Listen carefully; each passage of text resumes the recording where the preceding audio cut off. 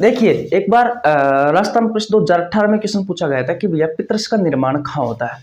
कहाँ होता है? तो भैया निर्माण होता है यकृत लीवर में। रेलवे में एक बार क्वेश्चन पूछा गया था साथियों कि पितरस स्टोर कहाँ होता है, जमा कहाँ होता है? तो भैया पित्ताशय में जाकर के जमा होता है। एक बार साथियों रेलवे में ही एक क्वेश्चन पूछा गया था, ये क्वेश्चन एसएससी में भी पूछा गया था कि भैया वसा का पायसीकरण कौन करवाता है? तो भैया पितरस करवाता है। वसा की बड़ी बड़ी गोलियों को छोटी छोटी गोलियों के रूप में तोड़ने का कार्य कौन करता है? पितरस करता है। पितरस में एंजाइम नहीं पाया जाता साथियों, इस बात का आपको ध्यान रखना है। और ये ही क्या कहलाता है साथियों? वसा की बड़ी बड़ी गोलियों को छोटी छोटी गोलियों के रूप में तोड़ना वसा का पायसीकरण या इमल्सीकरण कहलाता है। हेलो एवरीवन, कैसे हो आप? आशा करता हूँ सभी अच्छे से होंगे और अच्छे से अपनी पढ़ाई कर रहे होंगे। गाइज, ये एक मैराथन क्लास होने वाली है। आज की इस वीडियो में बात करने वाले हैं पाचन तंत्र से संबंधित महत्वपूर्ण प्रश्नों की। गाइज, पूरे पाचन तंत्र का निचोड़ लेके आया हूँ इन प्रश्नों में। सभी क्वेश्चन इंपॉर्टेंट है, सिलेक्टेड है। ये वीडियो सभी प्रतियोगी परीक्षा जैसे railway, SSC, NDA, PCS, NEET, पटवार, पुलिस, बहुत सारी प्रतियोगी परीक्षाओं के लिए उपयोगी है। गाइज, मेरा नाम रवि है। मैं सभी प्रतियोगी परीक्षाओं के लिए बायोलॉजी पढ़ाता हूं। जो कंटेंट आपको पेड कोर्स में उपलब्ध नहीं होता उससे अच्छा कंटेंट देने की कोशिश करता हूं। आपको हमारे साथ जुड़ने के लिए ₹1 देने की आवश्यकता नहीं है। सिर्फ आपको हमारे चैनल को सब्सक्राइब करना है, बेल आइकन को प्रेस करना है, जिससे आपके पास हमारे वीडियो का नोटिफिकेशन टाइम टू टाइम पहुंच सके। गाइज, इससे पहले मैंने कंकाल तंत्र, श्वसन तंत्र और उत्सर्जन तंत्र की मैराथन एमसीक्यू की सीरीज करवा चुका, जिसमें मैंने पूरे अध्यायों का निचोड़ लिया है। अगर आपने वो वीडियो नहीं देखी है तो चैनल पर जाकर आप देख सकते हैं, या फिर मैं आपको लिंक नीचे डिस्क्रिप्शन में डाल दूंगा। अब करते हैं साथियों आज की क्लास की शुरुआत। देखिए भैया, अब बात करते हैं क्वेश्चन नंबर 1 की। बहुत अच्छा क्वेश्चन है साथियों, इंपॉर्टेंट लगा लीजिए। और ये क्वेश्चन आपसे पूछा गया था साथियों रेलवे में। देखिए, क्वेश्चन नंबर 1 कहता है कि भोजन का पाचन किससे प्रारंभ होता है? गाइज, आपके ऑप्शंस है। ऑप्शन नंबर ए मुंह है, ऑप्शन नंबर बी आमाशय से यानी कि पेट, ऑप्शन नंबर सी है छोटी आंत, ऑप्शन नंबर डी है यकृत यानी कि लीवर। गाइज, इस क्वेश्चन का आंसर अगर आपको पता है तो प्लीज कमेंट बॉक्स में बताइए। देखिए, एक एक क्वेश्चन आपकी एग्जाम के पॉइंट ऑफ व्यू से बहुत ही ज्यादा इंपॉर्टेंट है। गाइज, एक क्वेश्चन में मैं आपको बहुत सारे क्वेश्चन की जानकारी देता हूं, जैसा कि आप सभी को पता है। इसलिए भैया एक भी क्वेश्चन मिस मत करना और वीडियो को शुरू से लेकर के एंड तक देखना। गाइज, इस क्वेश्चन का राइट आंसर होगा ऑप्शन नंबर ए मुंह। भैया, भोजन के पाचन किससे प्रारंभ होता है? तो आपके मुंह से होता है। देखिए, सबसे पहले बात करते हैं कि पाचन क्या होता है। पाचन पाचन क्या है? देखिए, जटिल भोज्य पदार्थों का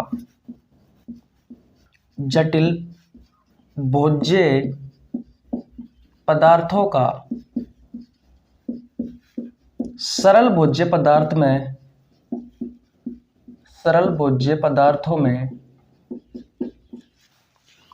में परिवर्तन करना क्या कहलाता है साथियों? पाचन कहलाता है। क्या आप मुझे ये बताओ, डायरेक्ट आप आलू खाते हो, अगर इसका पाचन ना हो तो साथियों क्या हमारे शरीर में ऊर्जा बन सकती है? नहीं साथियों, क्योंकि भैया आलू का हमारी बॉडी अवशोषण नहीं करती, एब्जॉर्प्शन नहीं करती डायरेक्ट। चावल खाते हो तो चावल का भी नहीं करती, इसलिए भैया रोटी खाते हो तो रोटी का भी नहीं करती। इसलिए जो जटिल भोज्य पदार्थ होते हैं, यानी भोजन के जो बड़े बड़े टुकड़े होते हैं साथियों, उन्हें भैया बिल्कुल सूक्ष्म छोटे छोटे टुकड़ों में परिवर्तन कर देती है, जिससे हमारा भोजन उसका अवशोषण कर सके और उससे ऊर्जा बना सके। अगर साथियों हमारे शरीर में ऊर्जा बनेगी तो हमारे शरीर के कोशिका, ऊतक और अंग उस ऊर्जा को ले ग्रहण करेंगे और साथियों अपना काम करेंगे। इतनी बात क्लियर? तो पाचन क्या होता है साथियों? जटिल भोज्य पदार्थों को सरल भोज्य पदार्थों के रूप में परिवर्तन करना ही क्या कहलाता है भैया? पाचन कहलाता है। देखिए, भोजन के कुछ मुख्य अवयव होते हैं साथियों, जैसे कि कार्बोहाइड्रेट,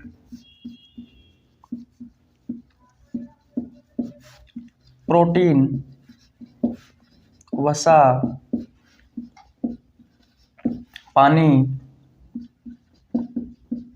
विटामिन, खनिज तत्व। इनमें साथियों हमारे शरीर में जिनका पाचन होता है वो है भैया कार्बोहाइड्रेट, प्रोटीन और वसा। हमारे शरीर में साथियों इन 3 चीजों का ही पाचन होता है। एक्चुअली में साथियों ऊर्जा इन तीनों से ही बनती है। कार्बोहाइड्रेट से ऊर्जा बनती है, प्रोटीन से ऊर्जा बनती है और वसा से ऊर्जा बनती है। पानी से ऊर्जा नहीं बनती साथियों, विटामिन से ऊर्जा नहीं बनती, खनिज तत्वों से हमें ऊर्जा नहीं बनती या ऊर्जा नहीं मिलती। अगर मैं आपसे कहूं साथियों कि 1 गिलास पानी से हमारे शरीर में कितनी ऊर्जा बनेगी, तो भैया पानी का तो पाचन ही नहीं होता है, इससे ऊर्जा ही नहीं बनती। इतनी बात क्लियर है। तो हमारे शरीर में कार्बोहाइड्रेट, प्रोटीन और वसा का पाचन होता है, इनका पाचन नहीं होता और इनसे ऊर्जा बनती है साथियों, इनसे ऊर्जा नहीं बनती। इतनी बात क्लियर है। ओके भैया, और बात करते हैं। मैंने कहा कि भोजन का पाचन किससे प्रारंभ होता है, तो किससे होता है? मुंह से। अब साथियों बात आती है कि जो कार्बोहाइड्रेट है, जो प्रोटीन है, जो वसा है, इनका पाचन होता है, लेकिन करता कौन है? तो भैया एंजाइम करते हैं। एंजाइम और साथियों जो जूस होता है, जो रस होते हैं, जैसे कि पित्तरस, अग्नाशय रस, आते रस, जठर रस, ये सब साथियों भोजन के पाचन में सहायक होते हैं। इतनी बात क्लियर? ओके भैया। अगर आपसे क्वेश्चन पूछा जाए साथियों कि कार्बोहाइड्रेट के पाचन की शुरुआत कहाँ से होती है हमारे शरीर में? कार्बोहाइड्रेट के पाचन की शुरुआत, कार्बोहाइड्रेट के पाचन की शुरुआत साथियों हमारे शरीर में कहाँ से होती है? तो कहाँ से होती है भैया? मुंह से होती है। ठीक है। अगर आपसे क्वेश्चन पूछा जाए कि भैया प्रोटीन के पाचन की शुरुआत हमारे शरीर में कहाँ से होती है, तो याद रखना मेरे दोस्तों, आमाशय से होती है। ये इंपॉर्टेंट क्वेश्चन है साथियों, डायरेक्ट आपसे एग्जाम में पूछे जाते हैं। हमारे शरीर में कार्बोहाइड्रेट के पाचन की शुरुआत कहाँ से होती है, हमारे शरीर में प्रोटीन के पाचन की शुरुआत कहाँ से होती है, हमारे शरीर में वसा के पाचन की शुरुआत कहाँ से होती है? वसा के पाचन की शुरुआत, तो भैया वसा के पाचन की शुरुआत कहाँ से होती है? छोटी आंत से। अब बात यह आती है साथियों कि भैया कार्बोहाइड्रेट का पाचन हमारे शरीर में कैसे होता है, प्रोटीन का पाचन हमारे शरीर में कैसे होता है, वसा का पाचन हमारे शरीर में कैसे होता है, और साथियों कौन कौन से एंजाइम किस किस के पाचन में सहायक होते हैं। तो मेरे दोस्तों 3-4 क्लास मैंने बना रखी है, हमारे शरीर में कार्बोहाइड्रेट का पाचन कैसे होता है। डायरेक्ट आप यूट्यूब पर सर्च करोगे तो उसमें स्पष्ट रूप से लिखा हुआ होगा, मेरी वीडियो आ जाएगी साथियों, आप देख लेना। नहीं तो मैं आपको इस वीडियो के लिंक डिस्क्रिप्शन में भी उन वीडियो के लिंक डाल दूंगा, तो वहाँ से आप देख सकते हो कि यह हमारे शरीर में कार्बोहाइड्रेट का पाचन कैसे होता है, हमारे शरीर में प्रोटीन का पाचन कैसे होता है, और हमारे शरीर में वसा का पाचन कैसे होता है। और साथियों ओवरऑल मैंने एक वीडियो बना रखी है जिसमें मैंने बताया है कि हमारे शरीर में भोजन का पाचन कैसे होता है। अभी 5-7 दिन पहले ही वीडियो मैंने अपलोड की थी इस यूट्यूब चैनल पर, तो वहाँ पे भी मैंने डिटेल में बताया है कि कार्बोहाइड्रेट का पाचन में कौन कौन से एंजाइम सहायक होते हैं, प्रोटीन के पाचन में कौन कौन से एंजाइम सहायक होते हैं, और वसा के पाचन में कौन कौन से एंजाइम सहायक होते हैं। तो भैया वो 3 वीडियो देख लेना, आपको जिंदगी भर का ये दुख है ना कि भैया कार्बोहाइड्रेट के पाचन में कौन सा एंजाइम सहायक होता है, प्रोटीन और वसा इनका पाचन कैसे होता है, इनके पाचन में कौन कौन से एंजाइम सहायक होते हैं। साथियों झंझट ये एक बार में खत्म हो जाएगी। और मैंने आपको कंफ्यूज करने के लिए साथियों उन वीडियो को ही अलग बनाया है। इस पाचन तंत्र में साथियों मैंने एक भी एंजाइम का क्वेश्चन नहीं लिया ताकि आप कंफ्यूज ना हो। तो याद रखना दोस्तों, हमारे शरीर में कार्बोहाइड्रेट, प्रोटीन और वसा का पाचन कैसे होता है, एंजाइम करते हैं, और आपके जो रस आते हैं साथियों, जूस, जैसे कि आंतीय रस, जठर रस है कि नहीं है, पित्तरस, अग्नाशय रस, ये साथियों इनमें एंजाइम पाए जाते हैं। रस में एक्चुअली में एकमात्र एक ऐसा रस है पित्तरस जिसमें एंजाइम नहीं पाया जाता, वो भी भोजन के पाचन में सहायक होता है। तो ये सब जानकारी साथियों मैंने भैया इस वीडियो में बताई हुई है, टेंशन मत लो, आगे हम पढ़ेंगे। लेकिन मैं आपसे रिक्वेस्ट करता हूं कि मैंने 3 वीडियो डाल रखी है कि हमारे शरीर में कार्बोहाइड्रेट का पाचन कैसे होता है, वो देख लीजिए। आपकी एग्जाम में भैया वहां से क्वेश्चन पूछे जाते हैं, प्रोटीन का पाचन कैसे होता है और वसा का पाचन कैसे होता है। और उन क्वेश्चनों को साथियों मैंने इस पाचन तंत्र में, इस सीरीज में साथियों एडजस्ट नहीं किए हैं, क्योंकि अगर मैं इनको ऐड करता तो आप क्वेश्चन में कंफ्यूज हो जाते। ठीक है, तो आशा करता हूं ये क्वेश्चन आपको समझ में आ गया होगा। क्वेश्चन आपसे पूछा है कि भोजन का पाचन किससे प्रारंभ होता है, तो मुंह से प्रारंभ होता है। कार्बोहाइड्रेट के पाचन की शुरुआत मुंह से ही होती है, प्रोटीन के पाचन की शुरुआत आमाशय से होती है, और वसा के पाचन की शुरुआत छोटी आंत से होती है। पाचन क्या होता है? जटिल भोज्य पदार्थों को सरल भोज्य पदार्थों में कन्वर्ट करना ही पाचन कहलाता है। हमारे शरीर में कार्बोहाइड्रेट, प्रोटीन और वसा का ही पाचन होता है। इनसे ऊर्जा मिलती है, इनसे ऊर्जा नहीं मिलती, पानी से, विटामिन से और खनिज तत्वों से। इतनी बात क्लियर है। अगर कोई आपसे क्वेश्चन पूछे कि एक गिलास पानी से हमें कितनी ऊर्जा मिलती है, तो भैया पानी से हमें ऊर्जा नहीं मिलती, इस बात का आपको ध्यान रखना है। कार्बोहाइड्रेट, प्रोटीन और वसा के पाचन में कौन कौन सहायक होते हैं, तो कुछ एंजाइम्स है और कुछ रस है, जैसे कि जूस है, मैंने आपको बताया कि आती है रस, पित्त रस वगैरह ये है। तो आशा करता हूं ये क्वेश्चन आपको बहुत अच्छे से समझ में आ गया होगा। अब स्क्रीनशॉट ले लीजिए, अगले क्वेश्चन की ओर चलते हैं। देखिए भैया, अब बात करते हैं क्वेश्चन नंबर 2 की। बहुत अच्छा क्वेश्चन है साथियों, और इस प्रकार के प्रश्न अधिकांश आपसे पूछे जाते हैं। क्वेश्चन नंबर 2 कहता है कि मानव शरीर में पाचन का अधिकांश भाग किस अंग में संपन्न होता है। आपके ऑप्शंस है, ऑप्शन नंबर ए अग्नाशय, ऑप्शन नंबर बी है बड़ी आंत, ऑप्शन नंबर सी है छोटे आंत और ऑप्शन नंबर डी है साथियों आमाशय। गाइज, इस क्वेश्चन का जो राइट आंसर होगा वो होगा भैया ऑप्शन नंबर सी छोटी आंत। अब भैया आप कह रहे हो कि भैया हमारे शरीर में सबसे ज्यादा जो पाचन होता है वो छोटी आंत में होता है, लेकिन कैसे, सिद्ध करके बताओ। देखिए, आपके छोटी आंत से 2 संरचनाएं जुड़ी हुई होती है, एक जुड़ा हुआ होता है अग्नाशय और एक जुड़ा हुआ है यकृत। इतनी बात क्लियर? ओके।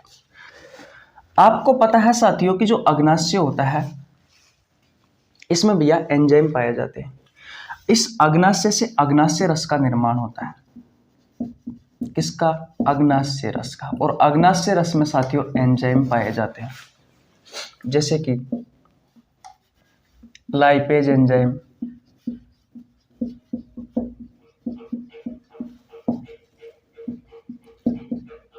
ट्रिप्सिन एंजाइम, ऐसे एंजाइम पाए जाते हैं साथियों आपके अग्नाशय रस में। और जो यकृत होता है साथियों, इससे एक रस का निर्माण होता है, पित्तरस का। और ये पित्तरस साथियों वसा की बड़ी बड़ी गोलियों को, वसा की बड़ी बड़ी गोलियों को साथियों छोटी छोटी गोलियों में कन्वर्ट करने में सहायक होता है।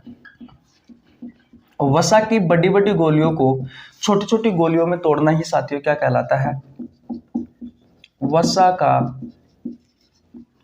पायसीकरण व इमल्सीकरण कहलाता है। ये क्वेश्चन बहुत ही ज्यादा इंपॉर्टेंट है साथियों। ये हो गई साथियों आपकी बड़ी बड़ी गोलियां और ये हो गई आपकी छोटी छोटी गोलियां। तो वसा की बड़ी बड़ी गोलियों को छोटी छोटी गोलियों के रूप में तोड़ना क्या कहलाता है?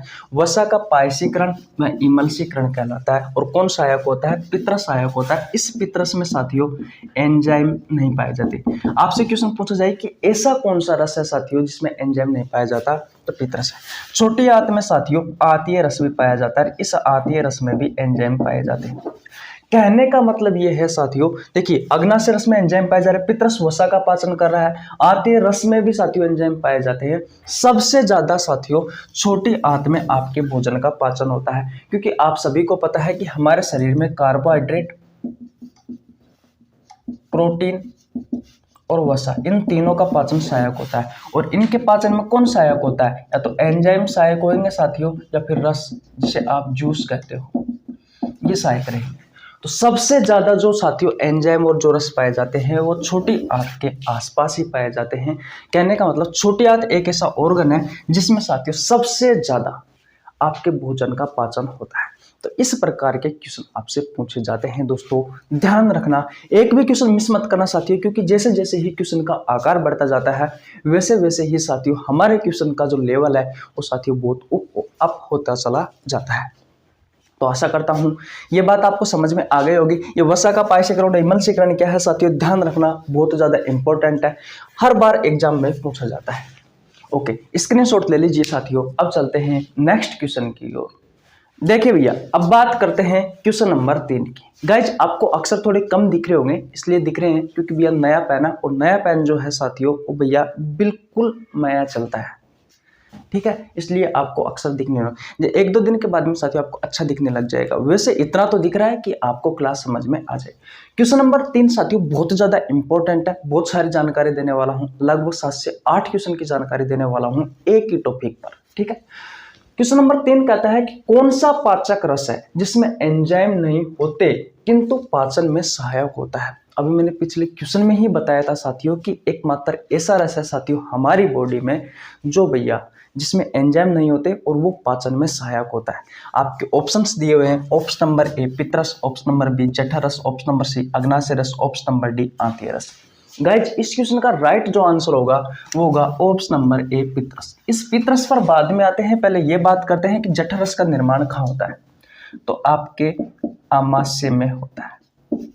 कहाँ होता है दोस्तों? आमाशय, स्टोमच, पेट में होता है जठरस का निर्माण। अग्नाशय रस की बात करते हैं साथियों तो भैया अग्नाशय में ही होगा। अग्नाशय क्या है साथियों? एक मिश्रित ग्रंथि है, मानव शरीर की दूसरी सबसे बड़ी ग्रंथि है अग्नाशय। और इसी अग्नाशय में, इसी पेंक्रियाज में पेंक्रियाटिक जूस का निर्माण होता है, अग्नाशय रस का निर्माण होता है। इतनी बात के लिए आंतीय रस साथियों आपकी जो छोटी आंत होती है, इस छोटी आंत से साथियों आंतीय रस का निर्माण होता है। बोलो इतनी बात आपको समझ में आई या नहीं आई? इतनी बात क्लियर है? अब बात करते हैं साथियों कि पित्तरस का निर्माण कहाँ होता है। तो साथियों पित्तरस का निर्माण होता है भैया, ये बहुत ही ज्यादा क्वेश्चन फेमस है साथियों। देखिए पित्तरस से साथियों बहुत सारे क्वेश्चन आते हैं, बहुत सारे, जितने भी क्वेश्चन आते हैं वो सभी क्वेश्चन आज की इस वीडियो में इसी क्वेश्चन में कवर कराने वाला हूं। देखिए पहला क्वेश्चन बनता है पित्तरस से कि पित्तरस का निर्माण कहाँ होता है। तो देखिए पित्तरस का निर्माण होता है साथियों आपके यकृत में, आपके लीवर में। दूसरा आता है साथियों कि पित्तरस स्टोर कहाँ होता है, यानी कि जमा कहाँ होता है। देखिए निर्माण तो कहाँ हुआ साथियों पित्तरस का? आपके यकृत में, आपके लीवर में, लेकिन ये स्टोर कहाँ होता है, एकत्रित कहाँ होता है, जमा कहाँ होता है? तो साथियों जमा होता है ये भैया पित्ताशय में। कहाँ पे जमा होता है भैया? पित्ताशय में। ये कार्य कहाँ पर आकर करता है? तो साथियों ये कार्य करता है छोटी आंत में। इसका कार्य क्या है साथियों? तो मैंने अभी आपको पिछले ही क्वेश्चन में बताया था कि वसा की बड़ी बड़ी बूंदों को, वसा की बड़ी बड़ी गोलियों को छोटी छोटी गोलियों में कन्वर्ट करना ही साथियों क्या कहलाता है? वसा का पायसीकरण कहलाता है।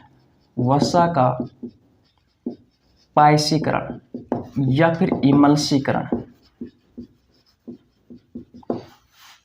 और ये कार्य कौन करता है साथियों? ये कार्य करता है भैया आपका पित्तरस। बोलो भैया इतनी बात क्लियर? ओके अब बात करते हैं साथियों हमारी बॉडी में 24 घंटे भैया इस पित्तरस का निर्माण होता रहता है। इतनी बात क्लियर है? 700 से 800 ml प्रतिदिन साथियों हमारी बॉडी में किसका निर्माण होता है? पित्तरस का निर्माण होता है भैया। बोलो किसका निर्माण होता है? पित्तरस का निर्माण होता है। अगर साथियों में पित्तरस के रंग के बारे में बात करूं तो इसका रंग हरा होता है। और आप सभी को पता है साथियों कोई भी रंग जो होता है वो पिगमेंट के कारण होता है, हमारी बॉडी में वर्णक के कारण होता है। तो ये किस वर्णक के कारण इसका हरा रंग होता है? तो भैया विलिवर्डिन। किस वर्णक के कारण होता है? विलिवर्डिन वर्णक के कारण होता है। विलिवर्डिन वर्णक के कारण साथियों इसका रंग हरा होता है। अगर आपसे क्वेश्चन पूछा जाए साथियों कि भैया पित्तरस का पीएच मान कितना होता है, पित्तरस का पीएच मान, तो गाइस 7.5 से लेकर के 8.5 इसका पीएच मान होता है। अगर गाइस इसकी प्रकृति पूछी जाए, अगर इसकी प्रकृति पूछी जाए साथियों तो देखिए 7.5 से लेकर के 8.5, 7 को उदासीन मानते हैं, 7 से 1 की तरफ जाते हैं साथियों तो अम्लीयता बढ़ती है, और 7 से 14 की ओर जाते हैं साथियों तो भैया क्षारीयता बढ़ती है। और साथियों 7 के आसपास के मान जो है साथियों वो भैया 14 की ओर दुर्बल क्षारीय होते हैं, जैसे कि 7.5, 7.5, 8, 8.5, 9 के आसपास, 10, 9.5 तक के मान लीजिए आप दुर्बल क्षारीय होते हैं। 9.5 से ऊपर के है जैसे कि 12, 13, 14 वो सभी साथियों प्रबल क्षारीय होते हैं। मान कितना है? 7.5 से लेकर के 8.5 है। तो साथियों इसकी प्रकृति कैसी होगी? तो भैया दुर्बल क्षारीय होगी, दुर्बल क्षारीय होगी। अब मुझे ये बताओ साथियों कि आप इतने सारे क्वेश्चन कर चुके भैया सिर्फ पित्तरस पर, तो आपके एग्जाम में तो कोई सा भी क्वेश्चन पूछ सकता है।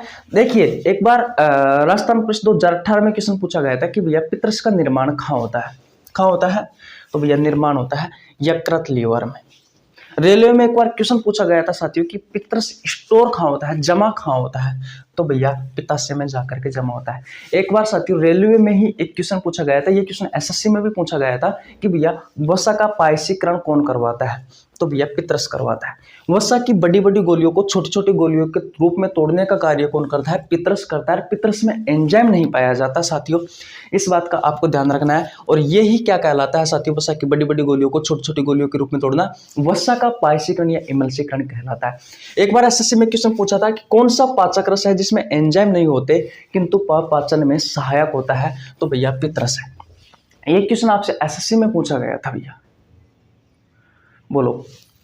तो और बताओ, कार्य छोटी आंत में जाकर करता है। 24 घंटे आपके शरीर में पित्रस का निर्माण होता रहता है। 24 घंटे में साथियों 700 से 800 ml प्रतिदिन साथियों इसका निर्माण होता रहता है। इतनी बात क्लियर। रंग इसका हरा होता है। वर्ण किस वर्ण के कारण इसका रंग हरा होता है, तो विलिवर्डिन वर्ण के कारण। इसका पीएच मान कितना होता है, तो 7.5 से लेकर के 8.5 होता है और इसकी प्रकृति दुर्बल क्षारीय होती है। स्क्रीनशॉट नहीं लिया है तो स्क्रीनशॉट ले लीजिए। अब चलते हैं अगले क्वेश्चन की ओर। देखिए भैया, अब बात करते हैं क्वेश्चन नंबर 4 की। बहुत अच्छा क्वेश्चन है साथियों, बहुत सारी जानकारी देने वाला हूं। ये क्वेश्चन भी आपसे रेलवे में पूछा गया है साथियों। क्वेश्चन नंबर 4 कहता है कि पेट में भोजन के पाचन के लिए निम्नलिखित में से किसकी खास आवश्यकता होती है। गाइस, इस क्वेश्चन का राइट आंसर मैं आपको बता भी चुका पहले, बस आपके दिमाग की फर्क है, आपका सोच का फर्क है साथियों। ऑप्शन नंबर ए है हवा, ऑप्शन नंबर बी है पानी, ऑप्शन नंबर सी है एंजाइम और ऑप्शन नंबर डी है खनिज। देखिए, इसका राइट आंसर होगा साथियों ऑप्शन नंबर सी एंजाइम। मैंने अभी आपको बताया साथियों कि हमारे शरीर में 3 चीजों का पाचन होता है, कार्बोहाइड्रेट, प्रोटीन और वसा। और इनके पाचन में कौन सहायक होता है साथियों, मुख्य रूप से एंजाइम सहायक होता है। इतनी बात क्लियर है। अब बात यह आती है साथियों कि भैया एंजाइम क्या है। तो देखिए, ये एक केमिकल कंपाउंड है,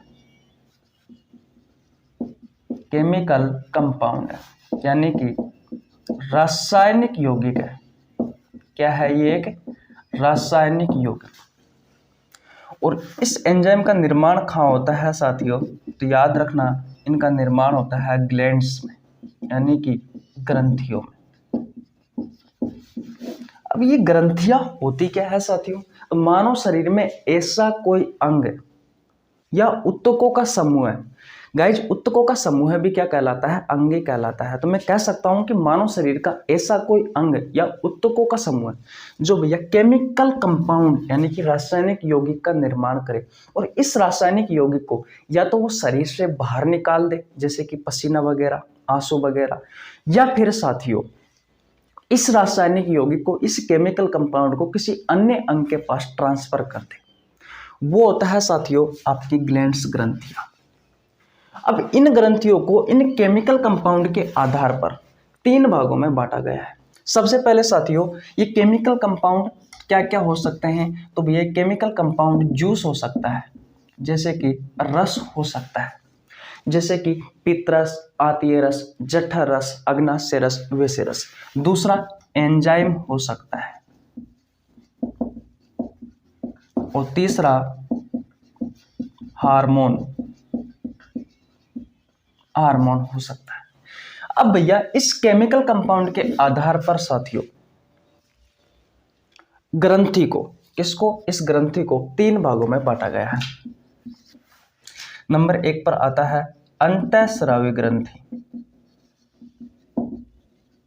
नंबर 2 पर आता है बहिःस्रावी ग्रंथि और नंबर 3 पर आता है साथियों मिश्रित ग्रंथि।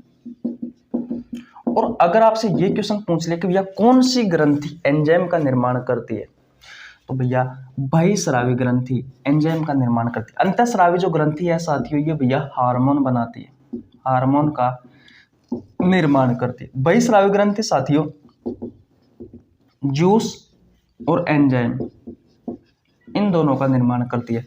और जो मिश्रित ग्रंथि है साथियों, ये भैया जूस, एंजाइम और हार्मोन इन तीनों का ही निर्माण करती है।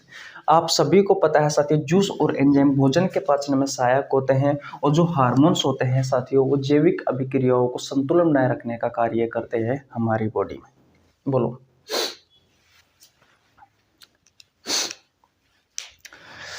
क्या ये चीजें आपको समझ में आई या नहीं आई? बोलो भैया। क्वेश्चन नंबर 4 समझ में आया? ओके भैया, अगर आ गया है तो गाइज स्क्रीनशॉट ले लीजिए। एक बार और रिवीजन करवाऊं? चलो स्क्रीनशॉट लो पहले।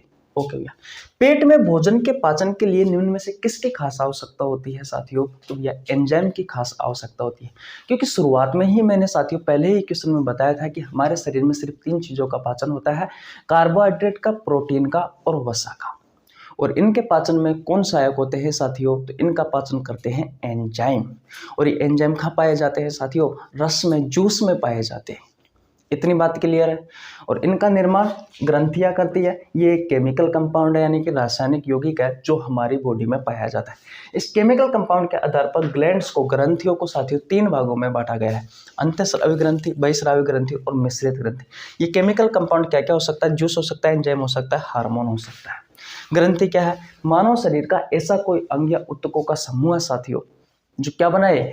केमिकल कंपाउंड यानी कि रासायनिक यौगिक बनाए, और इस रासायनिक यौगिक को या तो शरीर से बाहर निकाल दे या फिर साथियों किसी अन्य अंग के पास ट्रांसफर कर दे। वो होती है आपकी ग्लैंड्स, ग्रंथियां।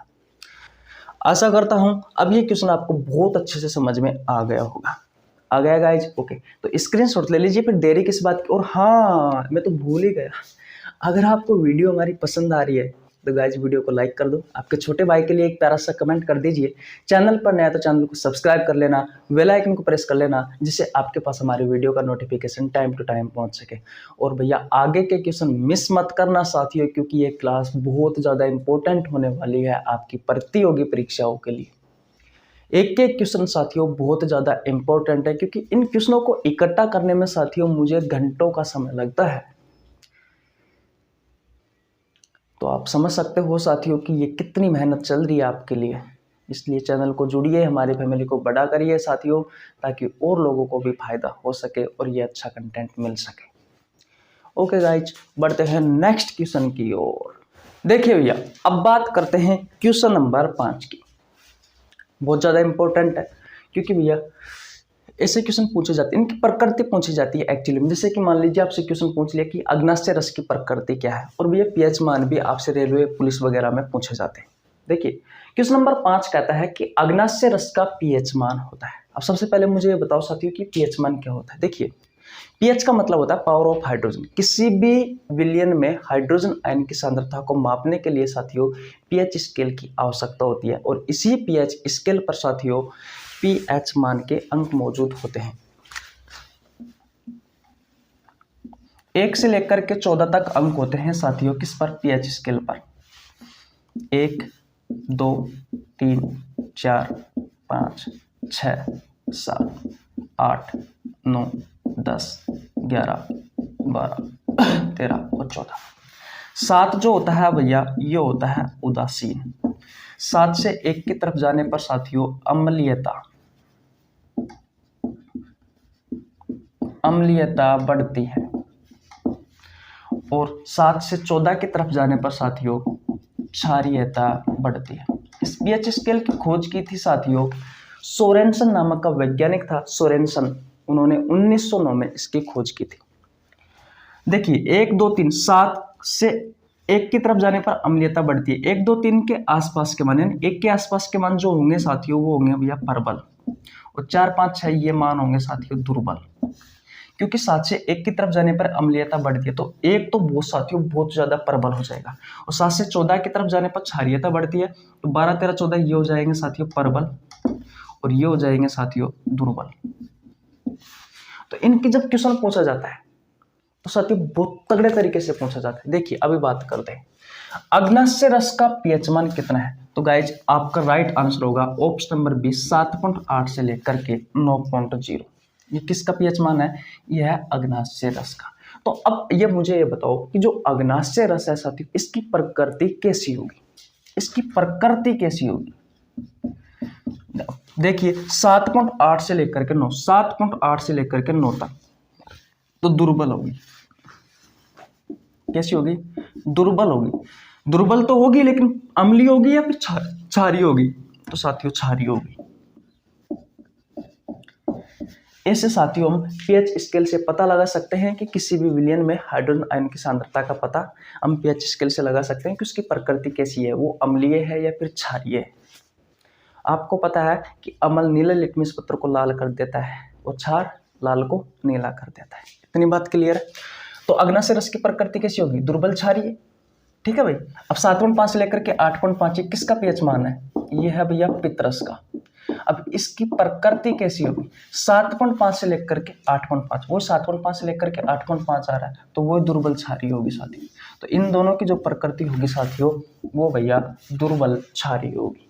इतनी बात क्लियर है। 1.5 से लेकर के 3.5 ये साथियों आपका जो जठर रस है, उस जठर रस का पीएच मान होता है 1.3 से 1.5 से लेकर के 3.5, 1.5 से लेकर के 3.5 साथियों ये प्रबल अम्लीय होगा। तो इसकी जो प्रकृति होगी भैया वो कैसी होगी, वो होगी प्रबल अम्लीय। 6.8 साथियों किसका पीएच मान है, तो ये है भैया आपके लार का। इसका लार का पीएच मान है साथियों ये। ठीक है। और इसकी प्रकृति कैसी होगी, तो इसकी प्रकृति होगी भैया 6.8, यहाँ पे आ रहा है 6.8, तो दुर्बल अम्लीय होगा साथियों। आशा करता हूं किस तरीके से साथियों हम प्रकृति देखते हैं आपको अच्छे से समझ में आ गया होगा। अब देखिए क्वेश्चन किस तरीके से पूछा जाता है। मान लीजिए आपसे क्वेश्चन पूछ लेता कि अग्नाशय रस की प्रकृति है, ऑप्शन में हो सकता था कि प्रबल अम्लीय, दुर्बल अम्लीय, दुर्बल क्षारीय और साथियों प्रबल क्षारीय। तो फिर भैया हम कंफ्यूज हो जाते हैं, क्योंकि भैया इन्हें रटना आसान नहीं है। आप रटोगे तो भूल जाओगे। लेकिन अगर आपको पीएच स्केल की वैल्यू पता है और इसका मतलब पता है साथियों, तो फिर भैया आप बहुत अच्छे से कर सकते हो कि भैया प्रबल अम्लीय है या दुर्बल अम्लीय है, प्रबल क्षारीय है या फिर दुर्बल क्षारीय है। इसलिए भैया किसी चीज को रटो मत, उसके बारे में समझो साथियों, पढ़ो, ताकि आपको बहुत अच्छा ज्ञान मिल सके। आशा करता हूं साथियों ये क्वेश्चन आपको बहुत अच्छे से समझ में आ गया होगा। आ गया गाइस? ओके। अब चलते हैं साथियों नेक्स्ट क्वेश्चन की ओर। स्क्रीनशॉट ले लीजिए। देखिए भैया अब बात करते हैं क्वेश्चन नंबर 6 की। अच्छा क्वेश्चन है साथियों, आपके एग्जाम में पूछे गए हैं इस प्रकार के प्रश्न। क्वेश्चन नंबर 6 कहता है कि भैया आमाशय में भोजन को बोला जाता है। गाइस आपके ऑप्शंस है, ऑप्शन नंबर ए बोलस, ऑप्शन नंबर बी है कायम, ऑप्शन नंबर सी है कायल और ऑप्शन नंबर डी है कोई नहीं। इंपॉर्टेंट है साथियों, स्टार लगा लेना। देखिए इस क्वेश्चन का राइट आंसर क्या होगा गाइज, इस क्वेश्चन का राइट आंसर होगा भैया ऑप्शन नंबर बी। क्या होगा गाइज? ऑप्शन नंबर बी यानी कि कायम। साथियों आपके मुंह में जो भोजन को बोला जाता है साथियों, वो बोला जाता है भैया बोलस। अब आप कैसे याद करोगे, तो मुंह में साथियों, मुंह से हम क्या करते हैं, बोलते हैं। तो भैया मुंह में भोजन को क्या कहा जाता है, बोलस कहा जाता है। बोलते हैं बोलस कहा जाता है, बोलते हैं बोलस कहा जाता है, बोलते हैं बोलस कहा जाता है। तो आशा करता हूं अब आप भूलोगे नहीं। इतनी बात क्लियर है। तो आमाशय में भोजन को क्या बोला जाता है साथियों, तो भैया बोलस बोला जाता है मुंह में। और आमाशय में आपके पेट में क्या बोला जाता है, तो आपके पेट में बोला जाता है साथियों कायम, आमाशय में। और छोटी आंत में साथियों क्या कहते हैं, तो भैया थोड़ा मुझे कंफ्यूजन है साथियों, वैसे कायल बोला जाता है जहाँ तक है, जहाँ तक मुझे कंफर्म याद नहीं है, लेकिन जहाँ आप कमेंट बॉक्स में बताना है कि छोटी आंत में भोजन को क्या बोलते हैं, कायल ही बोलते हैं वैसे मेरे हिसाब से। और हाँ इस बोलस की प्रकृति क्या है और इस कायम की प्रकृति क्या है, और भैया इस कायल की प्रकृति क्या है, ये आज का आपका होमवर्क है। आपको कमेंट बॉक्स में बताना है साथियों, आप वास्तविकता में ही पढ़ते हो, तो भैया इस बोलस की प्रकृति क्या है, इस कायम की प्रकृति क्या है और इस कायल की प्रकृति क्या है। क्योंकि प्रकृति से साथियों आपकी प्रतियोगी परीक्षाओं में क्वेश्चन बनते हैं। तो पढ़ना तो पड़ेगा मेरे दोस्त, बताना पड़ेगा। आशा करता हूं ये बातें आपको समझ में आ गई होगी। अब चलते हैं साथियों नेक्स्ट क्वेश्चन की। लास्ट के क्वेश्चन मिस मत करना साथियों, बहुत अच्छी जानकारी देने वाला हूं आपको आगे के क्वेश्चनों में। ओके गाइज स्क्रीनशॉट ले लीजिए, नेक्स्ट क्वेश्चन की ओर चलते हैं। देखिए भैया इस क्वेश्चन को मैं साथियों अंतःस्रावी ग्रंथि वाले चैप्टर में भी करवाता हूं और भैया इस चैप्टर में भी करवाता हूं। क्योंकि पाचन तंत्र और भैया अंतःस्रावी तंत्र ये दोनों भैया एक दूसरे से जुड़े हुए होते हैं अगर देखा जाए तो बायोलॉजी के हिसाब से। वैसे अलग अलग पढ़ाते हैं, मैं भी अलग ही पढ़ाऊंगा आपको, और पढ़ाया है मैंने अलग अलग ही पढ़ाया, लेकिन इन दोनों की जो समझ है वो एक जगह से आती है। अच्छा क्वेश्चन है, बहुत सारी जानकारी देने वाला हूँ आपके प्रतियोगी परीक्षाओं में साथियों। यहाँ से जो मैं जानकारी दूंगा उसे 7 से 8 क्वेश्चन पूछे गए हैं और वो 7-8 क्वेश्चन ये साथियों में इस क्वेश्चन में करवाने वाला हूँ। देखिए क्वेश्चन नंबर 7 कहता है ये मानव शरीर की सबसे बड़ी ग्रंथि है।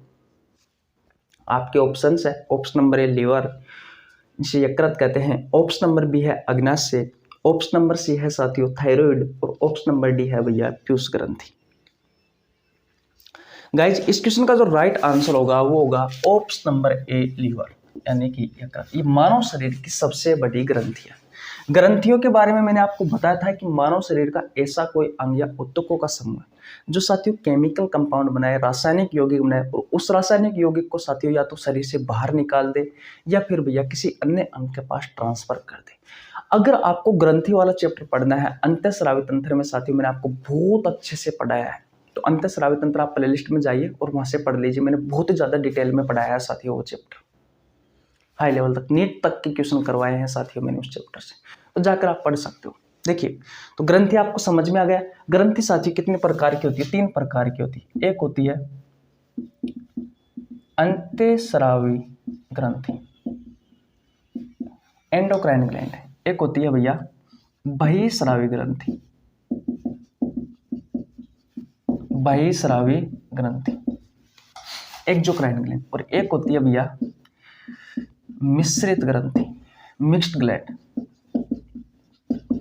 नंबर 1 पर, नंबर 2 पर और नंबर 3 पर। अंतःस्रावी ग्रंथि किसका निर्माण करती है? हार्मोन का। बहिस्रावी ग्रंथि किसका निर्माण करती है? रस का और एंजाइम का। मिश्रित ग्रंथि हार्मोन का भी निर्माण करती है साथियों, रस का भी निर्माण करती है और एंजाइम का भी निर्माण करती है। इतनी बात क्लियर है। अब भैया इस जगह से आपके प्रतियोगी परीक्षाओं में बहुत सारे क्वेश्चन पूछे जाते हैं। अब बताइए कैसे? तो सुनिए भैया कैसे। अंतःस्रावी ग्रंथियों में सबसे बड़ी ग्रंथि तो भैया थायराइड ग्रंथि है, जो कि हमारे गले में पाई जाती है। कहाँ पे पाई जाती है? इसे आउटू ग्रंथि भी कहते हैं। यह है भैया थायराइड ग्रंथि। और आउटू ग्रंथि अधिकांश आपकी एग्जाम में इस थायराइड ग्रंथि को आउटू ग्रंथि कहते हैं और आउटू ग्रंथि से ही आपकी प्रतियोगी परीक्षाओं में क्वेश्चन आता है। अंतःस्रावी ग्रंथियों में सबसे छोटी ग्रंथि कौन सी है? तो सबसे छोटी ग्रंथि है साथियों पीनियल,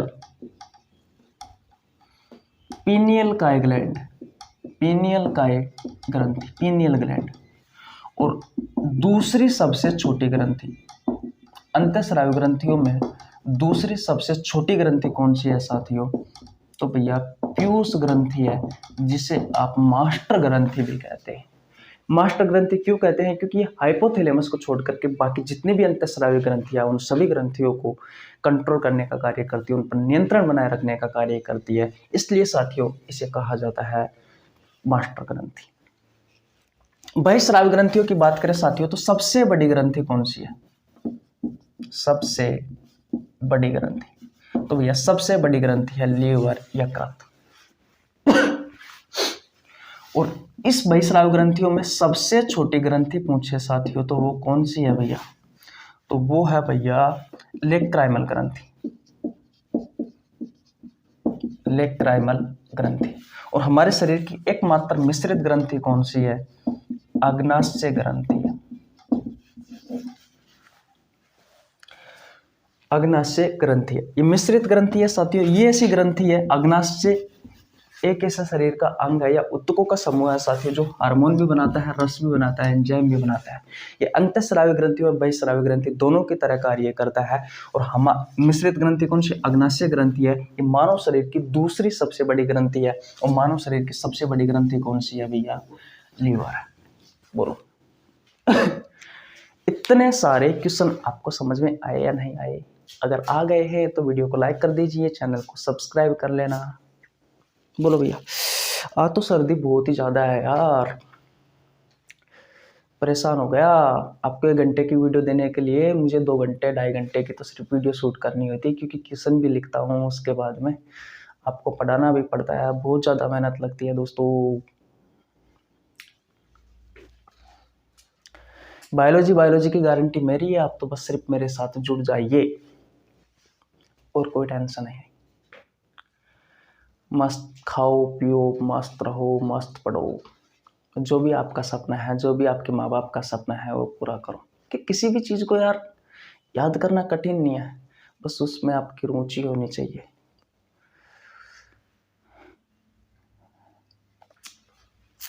आ गए भैया क्वेश्चन समझ में?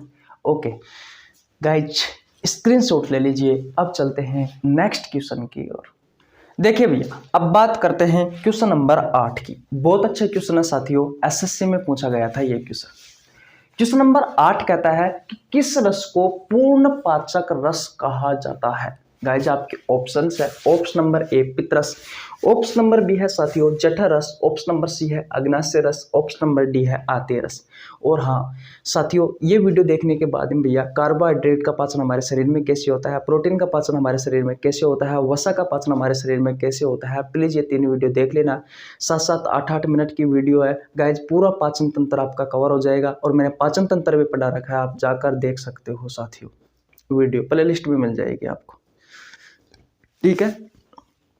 क्योंकि अब साथियों जमाना चेंज हो चुका है पहले की तरह क्वेश्चन नहीं आते, और पाचन तंत्र से अब जो महत्वपूर्ण क्वेश्चन बनते हैं आपके एग्जाम के पॉइंट ऑफ व्यू से, वो भैया वहीं से ही बनते हैं। ऐसी बात नहीं यहाँ से क्वेश्चन नहीं आते, ये सभी जो क्वेश्चन मैं करवा रहा हूँ साथियों किसी न किसी एग्जाम में पूछे गए, इसलिए ये भी इम्पोर्टेंट है, लेकिन वो भी ज़्यादा इम्पोर्टेंट है, तो वीडियो जरूर देख लेना। क्वेश्चन नंबर 8 कहता है कि किस रस को पूर्ण पाचक रस कहा जाता है? गाइज इस क्वेश्चन का जो राइट आंसर होगा वो होगा ऑप्शन नंबर सी अग्नाशय रस। देखिए जो अग्नाशय ग्रंथि होती है ये साथियों मानव शरीर की दूसरी सबसे बड़ी ग्रंथि है, ठीक है। अग्नाशय की खोज किसने की थी? तो लैंगरेंस नाम का एक वैज्ञानिक था, उसने साथियों इस अग्नाशय ग्रंथि की खोज की थी। और अग्नाशय ग्रंथि से साथियों कौन सा रस निकलता है? तो भैया अग्नाशय रस निकलता है। और इस अग्नाशय रस में साथियों एमाइलेज एंजाइम पाया जाता है, लाइपेज एंजाइम पाया जाता है, ट्रिप्सिन एंजाइम पाया जाता है। और ये एंजाइम साथियों कार्बोहाइड्रेट, प्रोटीन और वसा तीनों के पाचन में सहायक होते हैं साथियों। इस वजह से भैया इस अग्नाशय रस को पूर्ण पाचक रस कहा जाता है। सबसे ज्यादा हमारी बॉडी में पाचन कहाँ होता है साथियों? तो भैया छोटी आंत में होता है, लेकिन हमारी बॉडी का पूर्ण पाचक रस यानी कि किस रस को पूर्ण पाचक रस कहा जाता है, या फिर हमारे शरीर का जो पूर्ण पाचक रस है वो कौन सा है? तो भैया अग्नाशय रस है। अग्नाशय रस को पूर्ण पाचक रस क्यों कहा गया है? क्योंकि साथियों हमारी बॉडी में ये कार्बोहाइड्रेट का, ये प्रोटीन का और ये वसा का तीनों का पाचन करवाता है साथियों। इस वजह से साथियों से पूर्ण पाचक रस कहा गया, ठीक है। और इसमें ये एंजाइम पाए जाते हैं। ये आपसे कभी कभी पूछ लिया जाता है कि एमाइलेज एंजाइम शरीर के किस भाग में, किस ऑर्गन में पाए जाते हैं, लाइपेज एंजाइम किस अंग में पाया जाता है, ट्रिप्सिन एंजाइम किस अंग में पाया जाता है। स्क्रीनशॉट ले लीजिए साथियों। अब चलते हैं अगले क्वेश्चन की ओर। देखिए भैया अब बात करते हैं क्वेश्चन नंबर 9 की।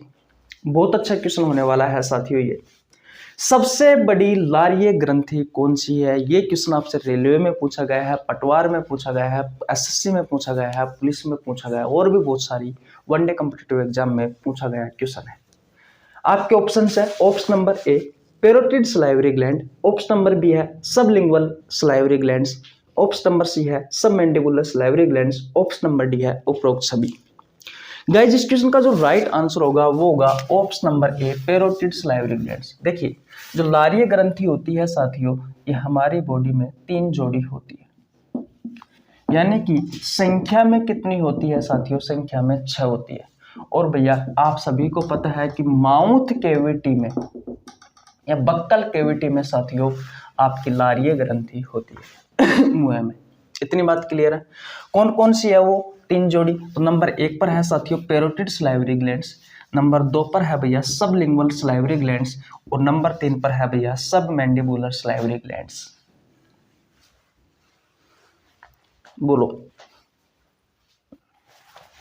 इतनी बात क्लियर है। ये साथियों 3 जोड़ी हमारी बॉडी में लारीय ग्रंथि पाई जाती है, parotid salivary glands, sublingual salivary glands और सब मैंडिबुलर सलाइवरी ग्लैंड्स। और इनका काम क्या है साथियों? तो भैया लार का निर्माण करना।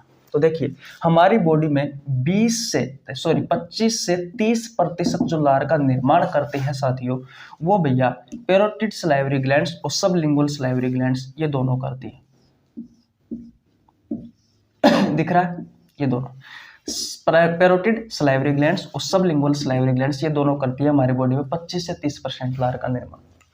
और साथियों 70 से 75% कौन करती है? तो भैया ये करती है सब मैंडिबुलर सलाइवरी ग्लैंड्स। अब देखिए और इंपॉर्टेंट क्वेश्चन देखिए, लार में साथियों 2 एंजाइम पाए जाते हैं। एक पाया जाता है लाइसोजाइम एंजाइम। अब ये लाइसोजाइम जो एंजाइम होता है साथियों, ये पसीना में भी होता है और आंसुओं में भी होता है। तो आपसे क्वेश्चन पूछा जा सकता है कि निम्न में से कौन सा एंजाइम पसीना में भी होता है, आपके आंसुओं में भी होता है और लार में भी होता है? तो लाइसोजाइम एंजाइम होता है। ये लाइसोजाइम एंजाइम क्या करता है? भोजन के साथ आने वाले बैक्टीरिया वायरस को नष्ट करने का कार्य करता है साथियों। कौन? ये लाइसोजाइम एंजाइम। ऐसा कोई छोटा मोटा सूक्ष्म जीव साथियों जो आपकी बॉडी को नुकसान पहुंचा सकता है, आपके भोजन के साथ आ रहा है तो उसको नष्ट करने में सहायक होता है भैया ये लाइसोजाइम। मुख्य एग्जांपल है साथियों बैक्टीरिया। बैक्टीरिया को विशेषकर नष्ट करने का कार्य कौन करता है? लाइसोजाइम करता है। इतनी बात क्लियर है? यहां तक बात समझ में आ गई। दूसरा एंजाइम है साथियों ptyalin amylase enzyme.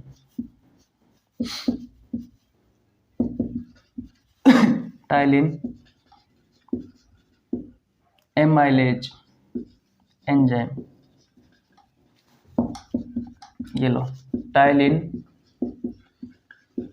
Amylase enzyme. ये क्या करता है साथियों? तो ये कार्बोहाइड्रेट के पाचन में सहायक होता है, स्टार्च को माल्टोज में कन्वर्ट करता है। और फिर साथियों इस माउथ में कार्बोहाइड्रेट का पूर्णतः पाचन नहीं होता, ये माल्टोज आगे जाएगा छोटे आंत के पास और छोटी आंत में आंतीय रस निकलता है। उस आंतीय रस में एक एंजाइम पाया जाता है माल्टेज एंजाइम। वो माल्टेज एंजाइम साथियों इसे ग्लूकोज प्लस ग्लूकोज में कन्वर्ट करता है। और आपको पता है आपकी जो कोशिका होती है उस कोशिकाओं के पास ग्लूकोज 6H12O6 भोजन का अंतिम जो रूप होता है वो ग्लूकोज ही होता है। और इस ग्लूकोज को ऑक्सीजन की उपस्थिति में तोड़ा जाता है, कार्बन डाइऑक्साइड, जल और साथियों एटीपी यानी कि ऊर्जा का निर्माण किया जाता है। हमारी बॉडी में जो ऊर्जा बनती है साथियों वो एटीपी की फॉर्म में ही बनती है। वो मैंने आपको वहीं करा रखा, आप वहीं जाके देखना साथियों, बहुत अच्छे से समझ में आएगा। ये थोड़ा बहुत इंट्रो था जो मैंने बता दिया, लगते ही क्वेश्चन में आ गया इस वजह से। लेकिन आपको क्लास देखनी है गाइस इसके बाद में जरूर, तब जाकर आपका बहुत अच्छे से ये पाचन तंत्र वाला चैप्टर क्लियर हो जाएगा। बोलो भैया, आ गए समझ में? ओके, मिटा रहा हूं साथियों। नेक्स्ट क्वेश्चन की ओर चलते हैं, क्वेश्चन नंबर 10 की ओर। देखिए भैया अब बात करते हैं क्वेश्चन नंबर 10 की। बहुत अच्छा क्वेश्चन है साथियों। मैं आपको बता दूं दांतों से संबंधित साथियों मैंने एक पर्सनल क्लास करा रखी है, आप जाइए और जब आप वीडियो देखोगे तो आपको वहाँ पर मिल जाएगी। प्ले लिस्ट में नहीं मिलेगी साथियों। हाँ प्ले लिस्ट में हो सकता है मैंने पाचन तंत्र के जब MCQ करवाई, सीरीज करवाई हो, तब मैंने वहाँ पर दांतों की अलग क्लास करवा दी हो। लेकिन मैंने अभी 8-10 दिन पहले इसकी वीडियो भी अपलोड की थी, तो वहाँ से जाकर आप चैप्टर कवर कर सकते हैं दांतों का, फुल डिटेल में पढ़ाया है। देखिए क्वेश्चन नंबर 10 कहता है कि हाथी का दिखाई देने वाला दांत कौन सा है? आपके ऑप्शंस है, ऑप्शन नंबर है इंसाइजर, ऑप्शन नंबर बी है कैनाइन, ऑप्शन नंबर सी है प्रीमोलर, ऑप्शन नंबर डी है मोलर। गाइज इस क्वेश्चन का जो राइट आंसर होगा वो होगा भैया ऑप्शन नंबर है इंसाइजर। ऊपरी जबड़े का होता है साथियों जो हाथी में आपको दांत दिखता है ना, वो वाला दांत जो होते हैं साथियों उनका अध्ययन विज्ञान की जिस शाखा में करते हैं उस शाखा को कहते हैं डेंटोलॉजी। और इसका जो विशेषज्ञ होता है या फिर डॉक्टर होता है उसे कहते हैं डेंटोलॉजिस्ट। कभी आप डॉक्टर के पास गए हो तो वहां पे कभी भी देख लेना कोई भी दांतों का जो डॉक्टर होगा उसके आगे बड़े बड़े अक्षरों में लिखा हुआ होगा, साथ ही उसके बोर्ड पर डेंटोलॉजिस्ट फलाना ढिकाना उसका नाम लिखा हुआ होगा। तो दांतों का अध्ययन विज्ञान की जिस शाखा में करते हैं उस शाखा को डेंटोलॉजी कहा जाता है, जिसमें हम दांतों के बारे में जानते हैं कि दांत कितने प्रकार के होते हैं, कौन कौन से होते हैं और उनका काम क्या क्या है। और जो विशेषज्ञ होता है साथियों वो कहलाता है डेंटोलॉजिस्ट। इतनी बात क्लियर? ओके। हमारे शरीर में दांतों की संख्या साथियों 32 होती है एक वयस्क व्यक्ति में, और छोटे बच्चों में कितनी होती है साथियों? 20 होती है। अब ये 32 दांत कौन कौन से होते हैं? तो सबसे पहले ध्यान रखना, दांत जो होते हैं साथियों हमारी बॉडी में 4 प्रकार के होते हैं। नंबर 1 पर इंसाइजर, नंबर 2 पर कैनाइन, नंबर 3 पर प्रीमोलर और नंबर 4 पर मोलर। यहां तक किसी को परेशानी नहीं होनी चाहिए साथियों। देखिए, इंसाइजर जो दांत है साथियों इनकी संख्या 8 होती है, कैनाइन की 4 होती है, प्रीमोलर की 8 होती है भैया, और मोलर की होती है भैया 12। तो यहां तक किसी को कोई परेशानी नहीं होनी चाहिए। बोलो, किसी को कोई परेशानी है? नहीं होनी चाहिए भैया। जो इंसाइजर है साथियों इसका काम होता है भोजन को काटना, भोजन को काटना।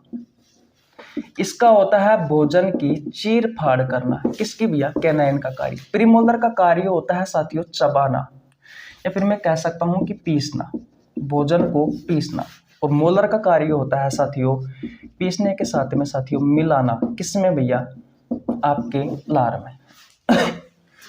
तो ये सारी बातें हैं। 20 दांत साथियों छोटे बच्चों में कौन कौन से होते हैं? तो इंसाइजर के होते हैं 8 तो, और कैनाइन के होते हैं 4, प्रीमोलर का साथियों एक भी दांत नहीं होता, और मोलर के होते हैं 8। ये अस्थायी दांत भी होते हैं। हमारी बॉडी में अस्थायी दांतों की संख्या कितनी होती है? तो हमारी बॉडी में अस्थायी दांत होते हैं साथियों 20, और स्थायी दांत कितने होते हैं? स्थायी दांत होते हैं 20, स्थायी दांत होते हैं 12। कितने भैया? 12। आशा करता हूं बहुत अच्छा क्वेश्चन है साथियों, आपको अच्छे से समझ में आ गया होगा। अब बात करते हैं साथियों आज का हमारा अंतिम क्वेश्चन, क्वेश्चन नंबर 11 की। ये गाइस स्क्रीनशॉट नहीं लिया है तो स्क्रीनशॉट ले लीजिए, आगे बढ़ते हैं। देखिए भैया, अब बात करते हैं क्वेश्चन नंबर 11 की। ये आज की क्लास का हमारा अंतिम क्वेश्चन है। क्वेश्चन नंबर 11 कहता है कि आहार नाल की शुरुआत होती है। गाइज आपके ऑप्शंस है, option number A mouth, option number B है food pipe, option number C है स्टोमच, ऑप्शन नंबर डी है स्मॉल इंटेस्टाइन। गाइज इस क्वेश्चन का आंसर अगर आपको पता है तो आप बता सकते हो। वैसे साथियों इस क्वेश्चन का राइट आंसर होगा ऑप्शन नंबर ए माउथ। अब बात करते हैं साथियों कि ये आहार नाल क्या होता है। तो गाइज ये एक पाइप है, ये एक डक्ट है जिससे होकर आपका भोजन आपके शरीर में जाता है। तो देखिए इसकी जो लंबाई होती है वो होती है 9 मीटर। अगर मीटर में पूछे तो 9 बता देना, फीट में पूछे साथियों तो 32-33 होती है, 33 फीट के आसपास होती है। इसकी शुरुआत कहां से होती है साथियों? तो इसकी शुरुआत होती है भैया माउथ यानी कि मुंह से। सबसे पहले साथियों आपकी बॉडी में भोजन प्रवेश करेगा तो सबसे पहले मुंह में जाएगा, उसके बाद में फूड पाइप यानी कि भोजन नली में जाएगा। भोजन नली की सहायता से साथियों आपके स्टोमच यानी कि आपके पेट में जाएगा, आपके आमाशय में जाएगा। 3 से 4 घंटे तक साथियों भोजन यहाँ पर ठहरता है आपके पेट में। उसके बाद में स्मॉल इंटेस्टाइन में जाएगा साथियों, यहाँ पर आपके भोजन का पाचन होगा। उसके बाद में साथियों लार्ज इंटेस्टाइन में जाएगा, और उसके बाद में एनस में जाएगा, गुदा द्वार में जाएगा। ये साथियों आपके भोजन का अंतिम भाग है। सॉरी, भोजन का नहीं, ये आपके आहार नाल का अंतिम भाग है। तो गाइज क्वेश्चन पूछा जाता है कि आहार नाल की शुरुआत कहां से होती है? तो आपके माउथ से होती है, और आहार नाल का जो अंतिम भाग है वो एनस होता है, गुदा द्वार होता है। और आहार नाल क्या है साथियों? एक पाइप है जिससे होकर भोजन निकलता है। इसकी लंबाई कितनी होती है? 9 मीटर या 33 फीट होती है। आशा करता हूं साथियों ये क्वेश्चन आपको बहुत अच्छे से समझ में आ गया होगा। आज की क्लास यहीं तक रखते हैं। आशा करता हूं मैंने आपको पूरा पाचन तंत्र कवर कराने की कोशिश की है। सिर्फ एंजाइमों के कार्य नहीं पढ़ाए, इसलिए नहीं पढ़ाए साथियों क्योंकि अगर मैं उस क्लास को यहाँ पर एडजस्ट करता या फिर ऐड करता तो साथियों ये क्लास बहुत लंबी हो जाती और आपको समझ में नहीं आता। इसलिए मैंने पहले से ही क्लास बना रखी है कि हमारे शरीर में कार्बोहाइड्रेट का पाचन कैसे होता है, हमारे शरीर में प्रोटीन का पाचन कैसे होता है, हमारे शरीर में वसा का पाचन कैसे होता है। आपको नीचे लिंक डिस्क्रिप्शन में मिल जाएगा, आप जाकर देख सकते हैं। गाइज अगर इस क्वेश्चन का स्क्रीनशॉट नहीं लिया आपने तो स्क्रीनशॉट ले लीजिए। तो कैसी लगी आपको वीडियो? अगर वीडियो अच्छी लगी हो तो वीडियो को लाइक कर दीजिए, आपके छोटे भाई के लिए एक प्यारा सा कमेंट कर दीजिए, चैनल पर नया है तो चैनल को सब्सक्राइब कर लेना, बेल आइकन को प्रेस कर लेना, जिससे आपके पास हमारी वीडियो का नोटिफिकेशन टाइम टू टाइम पहुंच सके। मिलते हैं गाइज नेक्स्ट वीडियो में किसी और मैराथन क्लास में, तब तक के लिए जय हिंद, जय भारत, राम राम।